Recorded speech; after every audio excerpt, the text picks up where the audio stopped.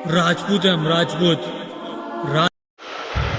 नमस्कार, दिव्य प्रभात web news में आपका स्वागत है। आज हम बैठे हैं पूर्व विधायक सरना रविंद्र पुंडीर के बेटे उत्कर्ष रविंद्र पुंडीर के पास, जो कि बीजेपी के अच्छे नेता हैं और कार्यकर्ता हैं, और जानते हैं उन्हीं से जिस तरह से अटकलें लगाई जा रही हैं जनता के द्वारा कि उत्कर्ष रविंद्र पुंडीर को शायद इस बार सरना विधानसभा से टिकट की दावेदारी पेश की जाए। तो कितनी सच्चाई है इस दावेदारी में, जनता की अटकलों में, जानते हैं उत्कर्ष रविंद्र पुंडीर से ही। तो जैसा कि अटकलें लगाई जा रही हैं सरना से कि टिकट मिल सकता है, तो आप उसमें कितना सच्चाई मानते हैं? देखिए, सरना विधानसभा से हम लोग पिछले 32 सालों से जुड़े हुए हैं, निरंतर जुड़े हुए हैं, और पिछले 15 साल जो जनता ने मौका दिया उसमें हम खरे भी उतरे। आज 32 सालों के बाद भी एक भी आरोप कोई नहीं लगा सकता, ना एक पैसे का, ना उन पे, ना उनके घर वालों पे, ना हम पे। प्रोफेसर साहब को गए हुए 14 वर्ष हो गए, 14 वर्ष से हम वनवास काट रहे हैं इस क्षेत्र में, और वनवास के बाद भी आप ये देखिए, प्रोफेसर साहब का हर जगह हर आदमी सम्मान करता है। पूरे प्रदेश में आप कहीं भी चले जाइए, आप क्षेत्र में देखिए, जात बिरादरी इन सब से ऊपर उठकर हर व्यक्ति, चाहे वो 10 साल का नौजवान हो, चाहे 100 साल का बुजुर्ग हो, हर व्यक्ति प्यार करता है, हर व्यक्ति स्नेह करता है, और हर व्यक्ति जुड़ना चाहता है और जुड़ भी गया है। आप पूरा कोला मवाना की तरफ से लेके चलिए, आपका नैडू, आपके गुड़म, आपका ये मंदवाड़ी, आपका महल का, और आप इधर आ जाइए चड़ला से होते हुए, आप इधर घुसिए, आप कैली की तरफ से घुसिए, बड़ौटा, ममुरी, और ये होते हुए आप कैली से घुसेंगे, फिर सलावा, कपसाड़, और आगे निकलते जाइए, ज्वालागढ़, आपका गुसावली, आपका दौलतपुर, आपका सरदना हो, चाहे आपका भमोरी हो, आपका महद्दो हो, चाहे आपका नहाली हो, चाहे आपका राधना हो, चाहे आपका खेड़ा हो, चाहे मोहम्मद फरीदपुर हो, पूरा क्षेत्र स्नेह करता है। उनके आदर्शों पर हम चलते हैं, ये सब लोग जानते हैं। और बाकी हम एक छोटे से कार्यकर्ता हैं, पार्टी की नीतियों को क्षेत्र में पहुंचाने का हम काम कर रहे हैं। जो पार्टी की उपलब्धियां हैं उन्हें जन जन तक पहुंचाने का काम कर रहे हैं, क्योंकि अगर हम इतने पुराने कार्यकर्ता इस पार्टी से रहे हैं तो हमारी भी जिम्मेदारी बनती है कि हम जन जन तक पार्टी की नीतियों को पहुँचाएँ। प्रोफेसर साहब ने जो विकास कार्य करे हैं वो लोगों को सबको मालूम है। हर विधानसभा के हर गाँव में बड़े बड़े काम उन्होंने किए हैं, और सबसे उठकर बाकी जो पार्टी का निर्णय रहेगा वो पार्टी का निर्णय। हम एक छोटे से कार्यकर्ता हैं इस पार्टी के, और अपनी ईमानदारी से हम इस क्षेत्र में काम करते हैं। बाकी जो पार्टी का निर्णय है वो हमारे लिए हाथ जोड़ के हम उसे स्वीकार करेंगे, और पार्टी जैसा कहेगी। हम तो छोटे से कार्यकर्ता हैं बस। अच्छा, जैसे कि अटकलें, यदि आपका नाम सरना के लिए आगे जाता है, तो जो सिटिंग विधायक हैं संगीत सोम जी, उनको क्या पार्टी फिर एमपी या मंत्री के लिए कोई आगे दावेदारी देगी, या कैसे, किस रणनीति के तहत बीजेपी सरकार आगे बढ़ाएगी इस टिकट को?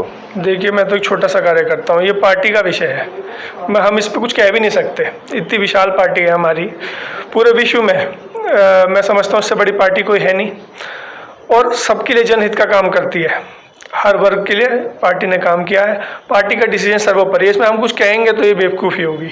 अच्छा, जिस तरह से अभी आप भी देख रहे हैं 7-8 महीने से जाट आंदोलन चल रहा है और जाट राजनीति प्रभावित हो रही है, तो आपकी सीट भी जाट राजनीति से प्रभावित मानी गई है, तो कितना प्रभाव पड़ेगा इस बार की सीट पे जाट वोटों का? देखिए, हमसे हर व्यक्ति जुड़ा हुआ है। हमने ना कभी जात देखी, ना पात देखी, ना मजहब देखा, हमने इंसानियत देखे और काम किया इस क्षेत्र में। हमारे महेंद्र सिंह टिकैत जी के लिए आप देखिएगा, दौराला में महेंद्र सिंह टिकैत जी के लिए एक यहाँ पर विक्टोरिया पार्क में एक रैली हुई। प्रोफेसर साहब ने उनके सम्मान में एक रैली करी, बहुत बड़ी रैली थी, भव्य रैली थी, शायद आपको भी याद होगा। बहुत भव्य रैली महेंद्र सिंह टिकैत जी के सम्मान में हुई। आप दौराला जाइएगा, दौराला में स्वर्गीय चौधरी जी चरण सिंह जी के आप वहाँ पे मूर्ति देखिएगा, प्रोफेसर साहब की देन है। आप देखिए पूरे दौराला में अलग अलग पुल, सड़कें, जगह जगह हर चीज़ करिए, तो यहाँ पे बिरादरी का सवाल ही नहीं उठता। हमसे हर वक्त जुड़ा हुआ है, किसी बिरादरी का हो, कोई भी हो। आप देखिएगा, अन्य पार्टी से टूट टूट के लोग हमें समर्थन देते हैं।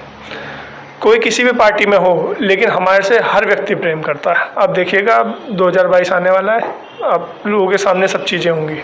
अच्छा, जैसे अभी सलावा गांव में खेल यूनिवर्सिटी पास हुई है, उससे पूरे क्षेत्र के और 24 ठाकुरों की 24 मानी जाती है वो क्षेत्र, तो उससे राजपूतों को कितना बेनिफिट मिला, क्या उनको फ़ायदा होगा, या हो भी पाएगा या नहीं हो पाएगा? नहीं, बेनिफिट क्यों नहीं मिलेगा, सबको बेनिफिट मिलेगा। जितने भी ये संस्थान होते हैं, जैसे यूनिवर्सिटी है, वो सबके लिए होती है। अब ये हमारा सौभाग्य है कि सरदना के सबसे बड़े गांव में, सलावा जैसे इतने बड़े गांव में ये यूनिवर्सिटी आ रही है।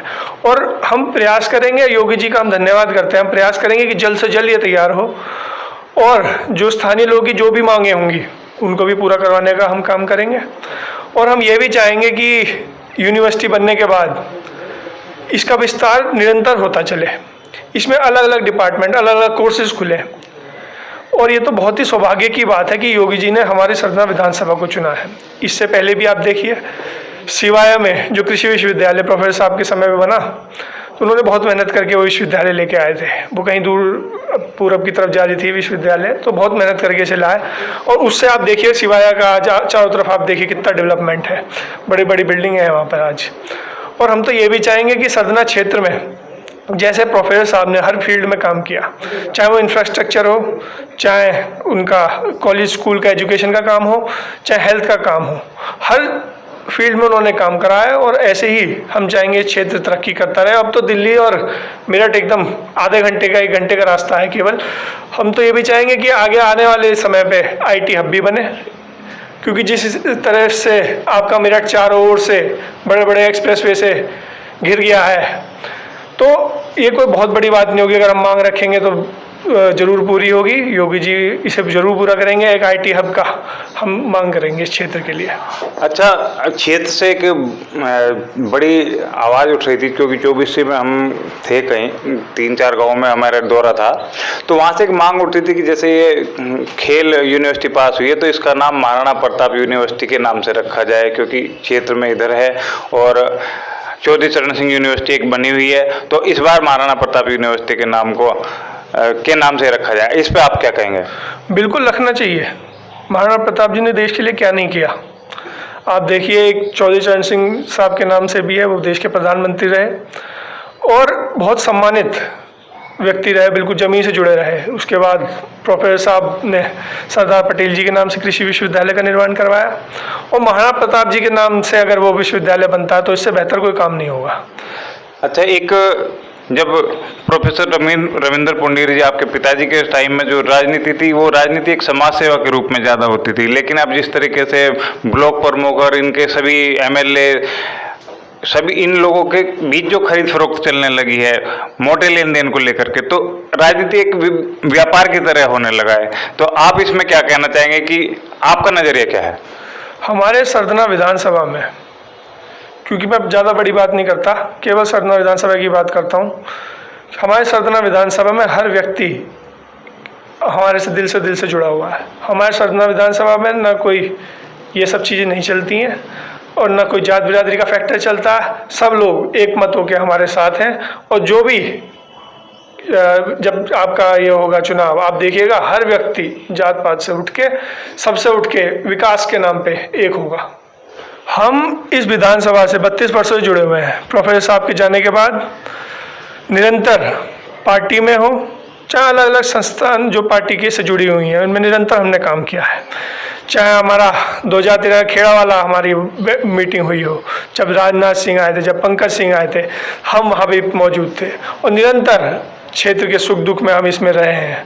एक छोटे से कार्यकर्ता की तरह हमने चुपचाप इस क्षेत्र में निरंतर कार्य किया है। हमारी माता जी ने भी कार्य किया है, और हम भी पिछले 11-12 साल से इस क्षेत्र में निरंतर जुड़े रहे। चाहे हम कहीं भी रहे हो, हम क्षेत्र से हम बिल्कुल जुड़े रहे। और जब पार्टी मौका देती है तो पार्टी जैसा भी मौका देगी, हम वो अपना पूरी जिम्मेदारी को पूरा करने का काम करेंगे। तो ये थे उत्कर्ष रविंद्र पुंडीर, जिनका साफ कहना है कि वे अपने पिता की धरोहर को आगे बढ़ाएंगे, और जिस तरह उनके पिता ने जातवाद वर्ग भेद से बढ़कर आगे काम किया है, ये भी उसी तरीके से काम करते रहेंगे, और अपने क्षेत्र के विकास के लिए जो संभव होगा वो प्रयास करेंगे। आज की खबर में इतना ही। कल फिर मिलेंगे किसी नए मुद्दे के साथ। तब तक बने रहिए हमारे साथ और देखते रहिए दिव्य प्रभात।